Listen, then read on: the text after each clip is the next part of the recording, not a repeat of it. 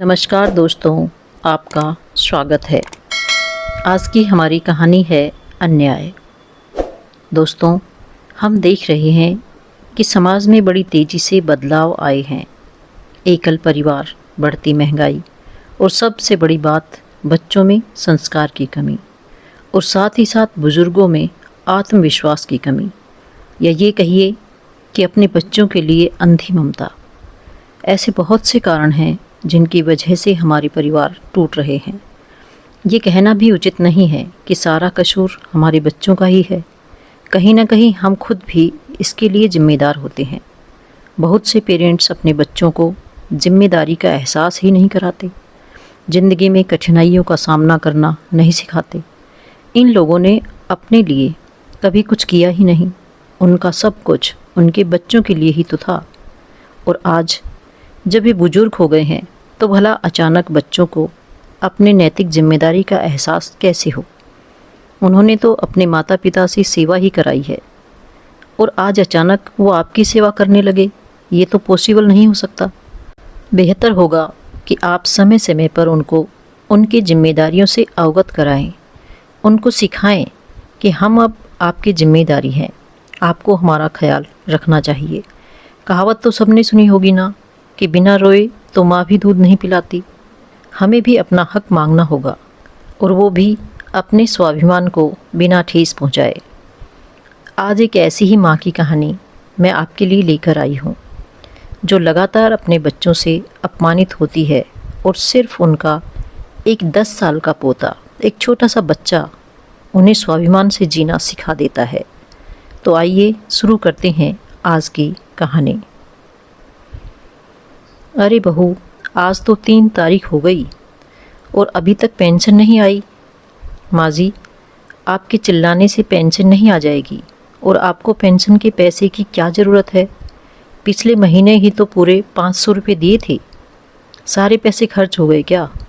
सरला जी बोली, बहुरिया, आजकल पूरे बदन में दर्द रहता है तो मालिश वाली तेल मंगवाई है, बहुत महंगी होती है, और मालिश वाली को बुलवाकर लगवाए तो सारे पैसे ख़त्म हो गए, सिर्फ 10 रुपये बचे थे। रवीना बोली, 10 रुपये का क्या किया? आप तो बहुत चटोरी हैं, गोलगप्पे खाए होंगे। नहीं बहू, दीपू बहुत जिद कर रहा था तो मैंने अपने पोते को चिप्स के पैकेट मंगाकर दे दिए। रहने दीजिए माँ जी, आपके बेफजूल खर्चे से ही आपका एटीएम मेरे पास है। 1 महीने मैं रखती हूँ और 1 महीने बड़ी जिठानी जी रखती हैं, और हम दोनों आपके खर्चों पर कंट्रोल किए रहती हैं। नहीं तो आप ऐसे ही पैसे लुटाती रहें। अभी छोड़िए इन बातों को, रात हो रही है, मैं दीपू के साथ जा रही हूँ। आपका क्या है? आप तो चाहे जब सोकर उठें, आपको कौन बोलने वाला है? मुझे तो सुबह ही उठना होता है, सारे काम करने होते हैं। आपको तो बना बनाया थाली मिलेगा, आप चट कर जाएंगी। मुँह बिचकाते हुए रवीना ने बोला, और एक थाली में रोटी लाकर सरला जी के आगे रख दी, और रोटी के साथ दूध इतना कम था कि जैसे लग रहा था 1 चम्मच ही डाला हो। बिना चुपड़ी सूखी रोटी को तो उनके गले में ही फंस गई। थाली में सूखी रोटी को देखकर उनकी आंखों से आंसू छलक पड़े। अभी थोड़ी देर पहले ही प्याज के पकोड़े और बैंगन के भरते की खुशबू आ रही थी, और बहू ने खाने में भरता या पकोड़े कुछ नहीं दिया। बचत के नाम पर उनके हिस्से का खाना ही बचाया जाता है।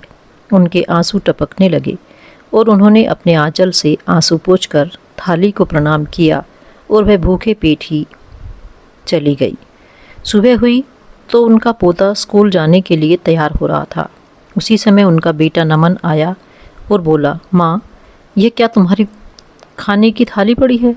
तुमने खाना नहीं खाया क्यों? सरला जी सोचती है ज़रूर बहू ने शिकायत लगाई होगी। माँ, सुनाई नहीं देता क्या? तुमने खाना क्यों नहीं खाया? वे बेटा, तुम तो जानते हो मुझे चटपटा खाना पसंद है, और बहू ने सिर्फ सूखी रोटी दी थी, ऐसे में वह गले से कैसे उतरती? माँ, झूठ क्यों बोल रही हो? यह बोलो ना, गोलगप्पे खाकर तुमने पेट भर लिया और कह रही हो बहू ने सूखी रोटी दिया था। कम से कम बेचारी पर झूठा इल्ज़ाम तो मत लगाओ।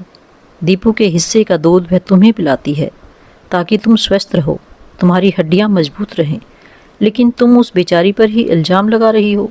माँ, यह सब ठीक नहीं है, और अपनी जीभ का थोड़ा सा कंट्रोल रखो। हर समय चटोरेपन के लिए तुम्हारी जीभ लपलपाती है।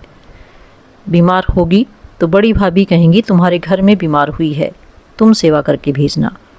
इसलिए अपनी उम्र का ध्यान में रखते हुए मुंह खोला करो, समझी ना। पोता दीपू सब बातें सुन रहा था और समझ भी रहा था कि पापा दादी पर बेवजह चिल्ला रहे हैं, क्योंकि वह अपना पूरा दूध रात को पीकर सोया था। माँ ने दादी को दूध पीने को नहीं दिया था। दीपू समझ रहा था कि माँ दादी को ठीक से खाना भी नहीं देती है, क्योंकि वह घर पर होता है तो सब देखता था। पर अगर वह सुबह सुबह अपने पापा से कुछ बोलता, उसके पापा उसको ही डांटते। वह चुपचाप स्कूल चला जाता है और सरला जी अपने बेटे से शिकायत करना नहीं चाहती थी, क्योंकि बहू हमेशा बात को बढ़ा चढ़ाकर बेटे के कान में भरती रहती थी। क्योंकि रात को दीपू ने एक ही गोलगप्पा खिलाया था। बेटा भी पत्नी के इशारों पर नाचता तथा उसकी पत्नी माँ को कैसे दुख दर्द देती है उसे दिखाई नहीं देता। देखो माँ, रवीना ने कितनी समझदारी से घर संभाला है। तुम्हें याद है, पहले हर महीने की आखिरी सप्ताह में तुम्हारी पेंशन खत्म हो जाती थी और मेरी सैलरी भी बचती नहीं थी। पर जब से रवीना ने संभाला है, तब से तुम्हारे पेंशन के पैसे बचत होने लगे हैं। माँ, तुम्हारी इच्छा है ना कि तुम्हारे मरने के बाद तुम्हारे श्राद्ध कर्म अच्छे से हों, मैं गंगा स्नान कराऊं और तुम्हारे 13वीं पर कम से कम 21 ब्राह्मणों को खाना खिलाऊं। जब बचत नहीं करूंगा तो तुम्हारी आखिरी इच्छा कैसे पूरी कर पाऊंगा। सरला जी नम आँखों से अपने बेटे को देखती रह गई। बेटा सब सुनाकर अपने काम पर चला गया। बहू किचन से काम कर सरला जी के पास आई और बोली, माँ जी, आज 4 तारीख हो गई है, अब पेंशन बड़ी जेठानी जी रखेंगे, तो आप उनके पास चली जाइए, क्योंकि अब मैं पेंशन तो रखूँगी नहीं, तो मैं क्यों आपका खाना बनाऊँ। पर बहू, मुझे बहुत तेज़ भूख लगी है, रात को भी मैंने खाना नहीं खाया था। नहीं माँ जी, मुझे अपनी सहेलियों के साथ घूमने जाना है, शॉपिंग करने जाना है, क्योंकि करवा चौथ आ रहा है, अपने लिए लहंगा लेना है, इसलिए मेरे पास तो टाइम नहीं है। मैंने जेठानी जी को फ़ोन करके बोल दिया है, वह अपने नौकर को भेजती होगी, आप अपना सामान पैक कर लीजिए। बहू, मैं तो अपना खाना खुद बनाकर खा सकती हूँ, तो मैं अपना खाना खुद बना लेती हूँ। माँ जी, मैंने किचन को साफ़ कर दिया है, अब गंदगी मत फैलाइए। आप किचन में काम करती कम हैं, तहस नहस ज़्यादा कर देती हैं, डिब्बे सारे इधर से उधर कर देती हैं, मुझे बहुत परेशानी होती है। एक दिन तो आपने चीनी का पूरा डिब्बा ही फर्श पर गिरा दिया, मेरे पूरे 50 रुपये का नुकसान हुआ था। और आज अगर आप खाना बनाएंगी तो एक आदमी का कितना खर्च बढ़ जाएगा, तो इसलिए आप वहीं खा लीजिएगा। और मैंने तो 4 दिन एक्स्ट्रा रखा है, जेठानी की तरह नहीं कि 1 तारीख आए और रोना धोना शुरू कर दे, माँ को ले जाओ, माँ को ले जाओ। ऐसा करिए माँ जी, आप बाहर पार्क में बैठकर वेट कर लीजिए, मुझे घर में ताला लगाना होगा। पार्क में बैठकर सरला जी सोच रही थी कि इस बार पेंशन के पैसे मेरे हाथ में नहीं आए। बहू हर बार पेंशन के पैसे निकालती है, कुछ ना कुछ खर्च करने के लिए मुझको खर्च करने को दे देती है, पर इस बार क्यों नहीं दिए। पूरे बदन में दर्द रहता है, मालिश वाली को भी बुला नहीं पाई, दवा भी खत्म हो रहा है और मुझे अपने पति का श्राद्ध भी करना है। पैसे ही नहीं रहेंगे तो मैं उनका श्राद्ध कैसे करूँगी। छोटी बहू से बोलूँगी तो बोलेगी कि बड़ी बहू को बोलो, बड़ी बहू से बोलूँगी तो कहेगी छोटी से क्यों नहीं मांगे, और छोटी बहू तो वैसे भी 4 दिन एक्स्ट्रा रखकर 400 बार जता चुकी है। सरला जी को अपने ही घर में परायों जैसा फील हो रहा था। पार्क में बैठे बैठे उन्हें अपनी पति रमेश बाबूजी की बातें याद आने लगी, जो उन्होंने मरने से पहले कहा था। जब उनकी आखिरी सांसें चल रही थी तो उन्होंने मुझसे कहा था, सरला, मैंने दोनों के लिए पेंशन प्लान करके रखा है, भगवान जाने हम में से कौन पहले जाएगा, पर अगर मैं गया तो यह एटीएम तुम्हारे काम आएगा, इसे संभाल कर रखना। तुम्हारे सुख दुख में तुम्हारे बच्चे काम नहीं आएंगे, यह पैसा ही काम आएगा।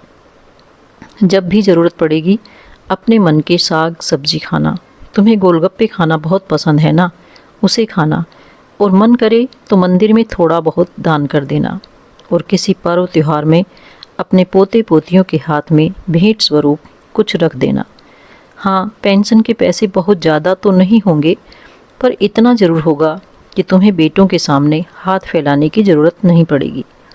मेरे जाने के बाद उम्र का हवाला देकर निराश मत होना, अपनी आंखें खुली रखना, नहीं तो आजकल के बेटे बहू का कोई भरोसा नहीं है। कब तुम्हारा पैसा तुम्ही से छीन कर तुमको कंगाल कर देंगे, तुम्हें पता भी नहीं चलेगा। कितना सही कहा था उन्होंने, जाते जाते मुझे कितना सीख देकर गए थे। फिर भी बेटे बहू ने अपने मन की ही की। पति के जाने के बाद सरला जी बहुत दिन तक उदास रही। फिर उनकी कही गई सारी बातों को धीरे धीरे अपनी ज़िंदगी में अमल करना शुरू कर दिया। अपने एटीएम खुद रखती थी, पर एक दिन जीवन प्रमाण पत्र बैंक में जमा करना भूल गई तो उनका पेंशन समय पर नहीं आया, रुक गया, जिसकी वजह से दोनों बेटों को घर के खर्चे संभालने पड़ रहे थे। बड़ा बेटा बोलता, मैं क्यों करूँगा माँ पर खर्च। छोटा बेटा बोलता, मेरा हाथ भी तंग है। दोनों में लड़ाई झगड़ा होने लगा। पति के जाने का गम था, ऊपर से परिवार में रोज़ के कलह से, झगड़े से, मनमुटाव से सरला जी की तबीयत खराब होने लगी। दोनों बेटों को खर्च करना पड़ा तो उनकी हालत खराब हो रही थी। हर छोटी छोटी बात पर घर में कलह होने लगा। एक गिलास दूध का भी हिसाब होने लगा। माँ ने एक गिलास दूध आज ज़्यादा पिया है तो इतना खर्च हो गया है। बहुएं ताना मारने लगी कि बच्चे दूध नहीं पी पाते हैं जितना दूध आप पीती हैं माँ जी। एक दिन उनका छोटा बेटा नमन बोला, आप फिजूल खर्च करती हैं, इसलिए आपके अकाउंट में कुछ पैसे ही नहीं बचते। आप पेंशन के पैसे कहाँ खर्च करती हैं? आपकी दवाई का खर्च करूं कि दीपू की ट्यूशन पर खर्च करूं? दीपू यह बात सुन रहा था। वह अपने पापा से बोला, पापा पहले दादी को दवा दिलवाओ, मुझे ट्यूशन नहीं पढ़ना है, मैं तो बड़ा हो गया हूँ, मैं अपनी पढ़ाई खुद कर लूँगा। बहू तुरंत दीपू को डांटने लगी। बड़ा आया दादी की तरफदारी करने वाला। अरे ठीक से पढ़ेगा नहीं तो उसी क्लास में बार बार फेल होगा और पैसे भी बर्बाद होंगे अलग से। दोनों बेटों की बातों से सरला जी का दिल टूट गया। एक छोटी सी नौकरी में रमेश जी ने अपने दोनों बेटों को पढ़ाया, औकात से ज़्यादा हर सुख सुविधा दी, जो मांगा उससे पहले लाद कर दिया। फिर भी आज एक माँ जिनके पति की पेंशन के पैसे भी आते हैं, फिर भी उनका खर्च दोनों भाइयों के लिए भारी पड़ रहा था। सरला जी मन ही मन सोचती है, जो पेंशन के पैसे खर्च करके अपने पसंद की सब्जी लाती हूँ तो पूरे परिवार वालों की सब्जी का खर्च कम होता है। पोते पोतियों को कुछ प्यार से दिला देती हूँ तो दादी होने का सुख मिलता है। कभी कभी फुटपाथ पर खड़ी गोलगप्पे का स्वाद चख लेती हूँ तो ये फिजूल खर्च कैसे हो गए। अपनी दवाई, कपड़े और बिस्किट, ज़रूरत के सामान मंगाती हूँ तो इन्हीं पर बोझ कम पड़ता है, तो फिजूल खर्च कैसे हो गया। इन्हीं सब बातों से उनका मन भर आया और उन्होंने एटीएम कार्ड उठाकर छोटी बहू को दे दिया, ले इसे रख ले, जब मैं बीमार पड़ी तो मेरी दवा करना, और अगर मैं बिना बीमार पड़े इस दुनिया से चल बसी तो बचत किए गए पैसों से मेरी अच्छे से श्राद्ध कर देना। जब यह खबर बड़ी बहू तक पहुंची तो वह तो गर्म तवे की तरह जलने लगी। बड़ी बहू बोली, ठीक है माँ जी, आप इस बार छोटी बहू को एटीएम कार्ड दे रही हैं तो मैं कुछ नहीं बोलती, लेकिन अगले महीने एटीएम कार्ड मुझे देना, क्योंकि अगले महीने आप मेरे घर आएंगे। दरअसल सरला जी के दोनों बेटे एक ही शहर में अलग अलग रहते थे। रमेश जी के पास 2 मकान थे। एक मकान में बड़ा बेटा रहता था और दूसरे मकान में छोटा बेटा रहता था। रमेश जी और उनकी पत्नी अपने छोटे बेटे के साथ ही रहते थे, लेकिन जब रमेश जी चल बसे तो उनका बेटा बोला, आपका एक घर और भी है, आप वहाँ भी 1 महीने जाया करिए। यही सब सोच रही थी कि पार्क में खेल रहे एक बच्चे की आवाज़ से वह अपने ख्वाबों से बाहर आई। उन्होंने देखा समय काफ़ी बीत चुका है। भूख के मारे उनकी जान निकल रही थी, पर बड़ी बहू के घर के नौकर उन्हें लेने नहीं आया था। वह इंतज़ार करते करते काफ़ी थक चुकी थी, तो वो खुद रिक्शा करने बड़ी बहू के घर पहुंची। क्योंकि पेंशन बड़ी बहू रख रही थी तो छोटी बहू बोली, अब उनके घर में जाकर रहना। सरला जी बड़ी बहू के घर पहुंची तो देखा बड़ी बहू भी शॉपिंग करने जा रही थी। बेटा अपनी पत्नी करुणा से कह रहा था, करुणा सुनो, एक हफ्ते में हमारी शादी की सालगिरह है और मैं इस बार पार्टी देने की सोच रहा हूँ।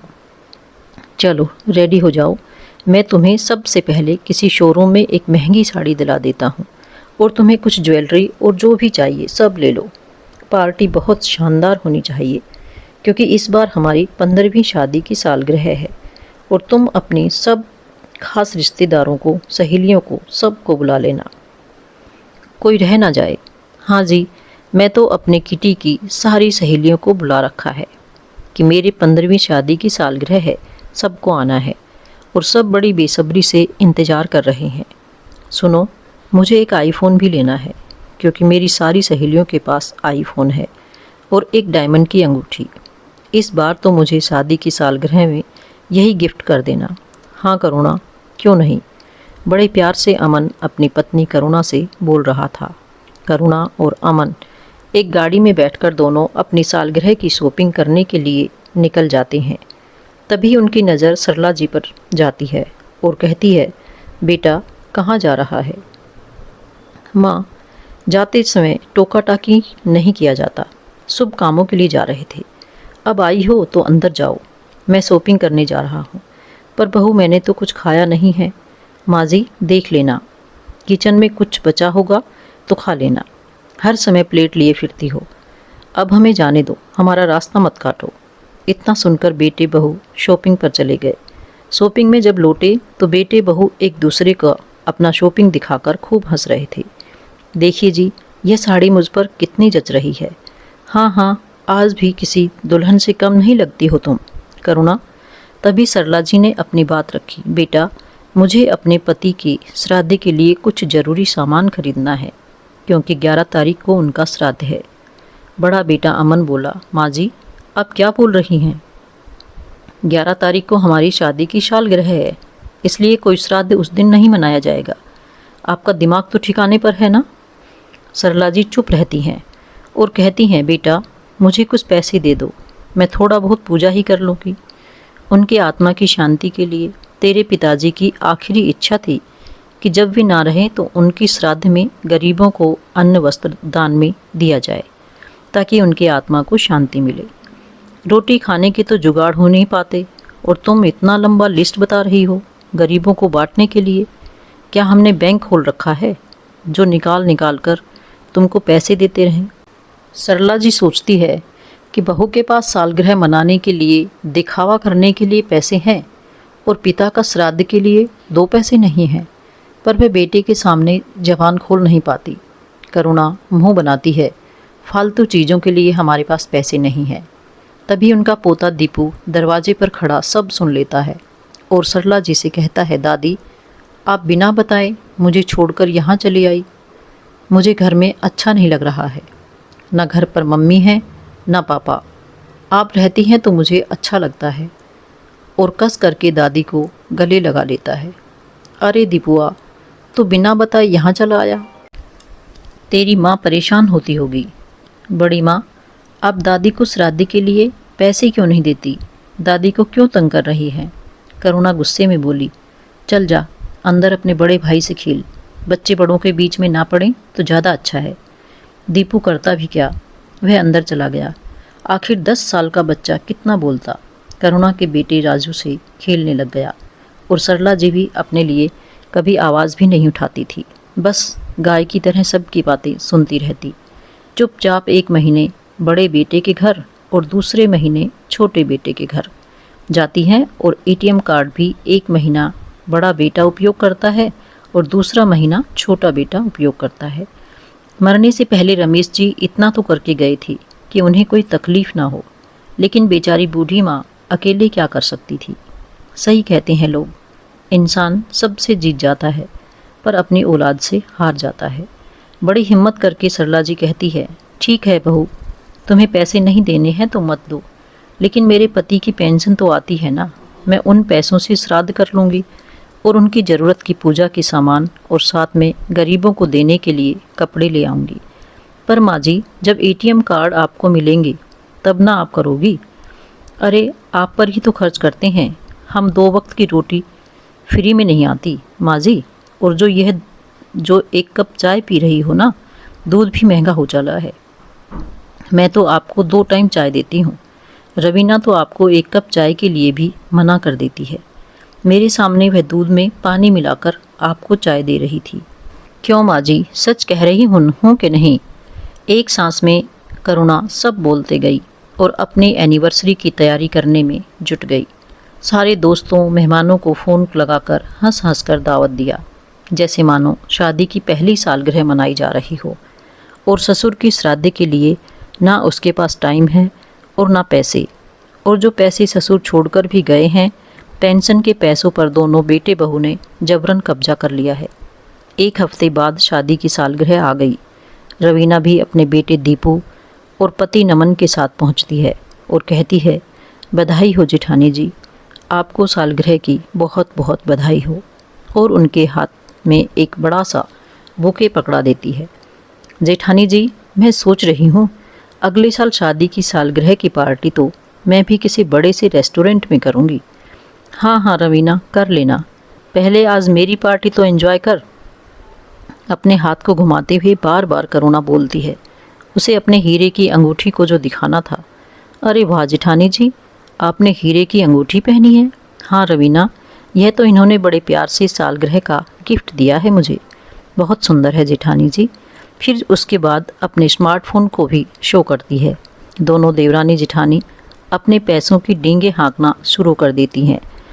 कुछ ही समय में करुणा के सभी रिश्तेदार, उसके मायके से उसके मम्मी पापा सब आ जाते हैं और पार्टी शुरू हो जाती है।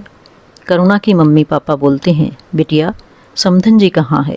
वह तो दिखाई नहीं दे रही है। तूने तो कहा था समधन जी तुम्हारे घर में है। हाँ माँ, यहीं कहीं होगी। मैं तो सुबह से पार्टी के अरेंजमेंट में लगी थी।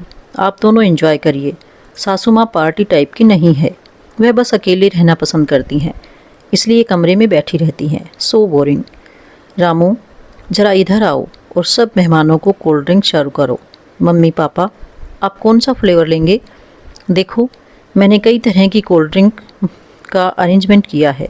बेटा, हम तो नींबू पानी ही लेंगे। हाँ हाँ, वह भी है। और आप क्या खाएंगे? यहाँ बहुत सी वैरायटी के खाने हैं, शहर के अच्छे हलवाई से बनवाया है। ठीक है बेटा, हम खा लेंगे, तुम हमारी चिंता मत करो, बाकी के मेहमानों को देखो। करुणा तो बार बार दिखा कर रही थी, सालगिरह की पार्टी में सब कुछ अच्छे से अरेंजमेंट करवाया है, शहर के अच्छे हलवाई से खाना बनवाया है। ड्रिंक पीते पीते करुणा की सहेलियाँ उसे डांस फ्लोर पर बुलाती हैं। औरतें, क्यों ना कपल डांस किया जाए? हाँ हाँ, क्यों नहीं, यहाँ तो म्यूज़िक सिस्टम की भी अच्छी व्यवस्था है। करुणा ताली बजाकर कहती है, सुनो रामू, म्यूजिक सिस्टम ऑन कर दो। जैसे ही म्यूजिक सिस्टम ऑन करके रामू आता है, तभी पंडित जी के मंत्र उच्चारण का ज़ोर ज़ोर से आवाज़ें आने लगती है। वह तेज़ तेज़ मंत्र उच्चारण करके हवन करता है। पूरी पार्टी हॉल धुएं से भर जाता है। करुणा यह सब देखकर परेशान हो जाती है। करुणा की सहेलियाँ कहती है, वाह करुणा, धुएं का भी व्यवस्था किया है क्या? कहीं आग लग गया है क्या? और अब सहेलियाँ करुणा का मजाक उड़ाने लगती हैं। करुणा हॉल के बगल वाले कमरे में जाती है तो देखती है सासू माँ अपने पति का श्राद्ध कर रही है और पंडित जी मंत्र जाप कर रहे हैं, और वहाँ पर दीपू बैठा हुआ है और वह पार्टी में नहीं गया। उनका बड़ा बेटा राजू भी उसी के साथ है। रवीना यह देखती है तो उसका भी खून खोल जाता है। करुणा कहती है, माँ जी, आपकी इतनी हिम्मत, मैंने मना किया था ना श्राद्ध नहीं होगा। आपने सब मेहमानों के सामने मेरी नाक कटवा दी। मैंने कहा था आपके पति को मेरी सालगिरह वाले दिन मरने को, तो क्या मैं उनकी वजह से कभी पार्टी नहीं कर सकती? सरला जी तो कुछ नहीं बोली। बहुत हो गया आपका तमाशा, यह सब बंद करिए। और सारा पूजा का सामान उठाकर फेंकने लगी। सरला जी डर के मारे सहम गई थी, आंसू पर आंसू बहाई जा रही थी और अपने पति की फ़ोटो को सीने से चिपकाए हुए रो रही थी। पंडित जी बिना कुछ कहे वापस घर चले गए थे और करुणा वापस से पार्टी हॉल में चली जाती है। वह तो दीपू अपनी दादी के बहते हुए आंसू को पूछता है, उनको शांत करवाता है और कहता है, पता है दादी, आज स्कूल में क्या पढ़ाई हुई? क्या पढ़ाई हुई बेटा? दीपू कहता है, आज हमारे स्कूल में मोटिवेशनल क्लास थी। टीचर समझा रही थी, गीता में लिखा है, अन्याय सहना अन्याय करने से ज़्यादा बड़ा पाप है। इसका मतलब क्या हुआ दादी? मुझे तो ठीक से समझ में नहीं आया, छोटी बुद्धि है मेरी, तुम ही बता दो। सरला जी कहती है, बेटा अगर कोई तुम्हारे संग गलत करे तो तुम उसको तुरंत रोको, नहीं तो वह तुम्हारे साथ अन्याय करता रहेगा, तुम्हारे सर पर चढ़कर बोलेगा, तुम पर हावी हो जाएगा। एक दिन ऐसा आएगा तुम दबते चले जाओगे। यही तो मैं भी आपको कब से समझा रहा हूँ दादी, आप क्यों सहती हैं पापा और चाचा के अन्याय को? उठिए और कुछ कर दिखाइए। दादी आपसे वह आए हैं, आप उनसे नहीं। छोटे से दीपू ने दादी को बहुत बड़ा पाठ समझा दिया था और सरला जी में बहुत आत्मविश्वास भर उठा। अपनी छवि को उठाती थी। वह हॉल की तरफ तेज़ कदमों से गई और अपनी बहू को सबके सामने पीटने लगी कि तुम्हारी हिम्मत कैसे हुई आज घर में पार्टी रखने की, जब मैंने बोला था मेरे पति का श्राद्ध है, मुझे श्राद्ध करना है। माँ जी आप मुझ पर हाथ उठा रही हैं। बहू पर? कैसी बहू? तुम दोनों ने अपनी असली औकात दिखा दी और मेरी इज्जत को नीलाम कर दिया, तो मैं भी अब अपने पर आ गई हूँ।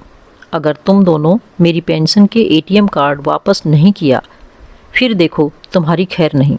यह जो महंगे महंगे अंगूठी और आईफोन का दिखावा कर रही हो, यह सब मेरे पेंशन के पैसों से ही तुमने बनाए हैं। और मैं अपने पति के श्राद्ध के लिए एक कंबल नहीं बांट सकती। जिस घर में तुम दोनों बड़ी आलीशान से रह रही हो, कब छीनकर गरीबों को दान कर दूंगी, तुमको सड़कों पर ला दूंगी, पता भी नहीं चलेगा। करुणा, रवीना और दोनों बेटे आज अपनी माँ का रुद्र भयानक रूप देखकर बड़े सहम गए थे। माँ आपको किसने पाठ पढ़ाया कि आप आज हमारे खिलाफ जाकर ऐसे कदम उठा रही हैं? शुक्र है दीपू का जिसने मेरी आँख खोल दी। जरा सोच, इस छोटे से बच्चे को इतनी बुद्धि है और तुम सब इतने बड़े होकर भी किस गलत रास्ते पर जा रहे हो। मुझे तो वह तुम्हारी औलाद नहीं लगती। तभी दीपू आता है और कहता है, माँ, पिताजी, बड़ी मम्मी, बड़े पापा, आप लोग दादी के साथ इतना बुरा व्यवहार क्यों करते हैं? दादाजी ने उनके लिए पेंशन के पैसे सुरक्षित रखे, घर भी दिया कि उनको बुढ़ापे में तकलीफ़ ना हो, तो आप किस हक से उनके पैसे खाते हैं? बड़ी मम्मी, आप दादा की श्राद्ध वाले दिन अपना सालगिरह मना रही हैं। अगर आपका बेटा राजू आपके साथ यही हरकत करे तो आपको कैसा लगेगा? तभी राजू भी आता है और कहता है, हाँ मम्मी, जब आप मर जाएंगे और आपकी श्राद्ध भी होगी तो मैं अपने घर में ज़रूर पार्टी रखूँगा। क्यों माँ, सोचकर भी आपके पसीने छूट रहे हैं ना? सारे मेहमान खड़े के खड़े तमाशा देख रहे थे। तभी करुणा की मम्मी आई और उसके गाल पर ज़ोरदार तमाचा लगाया। मम्मी, आप भी अब शुरू हो गई। बेटा, तुझे शर्म नहीं आती? तेरे ससुर ने तुझे इस घर का मालकिन बनाया और तू उन्हीं का श्राद्ध करने से पीछे हट रही है।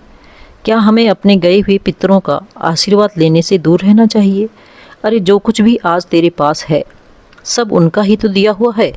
उन्हीं के आशीर्वाद से तो तू आगे बढ़ रही है और उन्हीं को भूल गई। जी, मैं अपनी बेटी की तरफ से आपसे हाथ जोड़कर माफ़ी मांगती हूँ और अपनी बेटी से सारे रिश्ते तोड़ती हूँ। करुणा उनके पैरों पर गिर जाती है। नहीं माँ, मुझसे रिश्ता मत तोड़ना, मैं अब से ऐसा नहीं करूँगी। अपनी सास का ध्यान रखूँगी, उनकी सेवा करूँगी।